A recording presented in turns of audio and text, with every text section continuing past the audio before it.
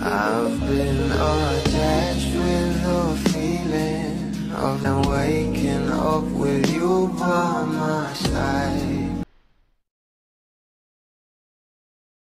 Dahil talaga namang nalaman na nga natin na itong ang ating Bel Mariano ay lumipat na nga sa kanyang dream house na kung saan ay talaga namang napapost nga ito sa kanyang social media account na umagaw pansin nga ang caption na "So this while unpacking, who is she?" Dahil talaga namang sobrang kaka-proud nga ito ang ating Bel Mariano at sa wakas ay lilipat na nga ito sa kanyang dream house. Pero bago nga rin natin nalaman ito guys ay kay Donato nga muna natin ito nalaman. At ito nga guys ang sabi niya noong nag-perform itong ating Bel Mariano sa ASAP. Sabay-sabay nating panoorin.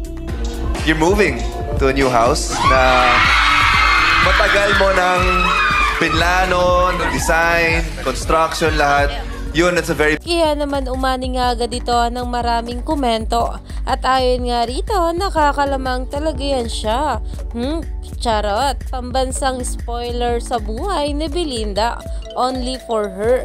You're moving to a new house. Iyan na nga guys ang pinag-uusapan ngayon sa social media. Kung maaalala nyo nga rin guys ay talaga namang nang binati nga ng ating Donnie Pangilinan ng kaarawan nito ang kanyang Bel ay talaga namang nasa new house na nga ito.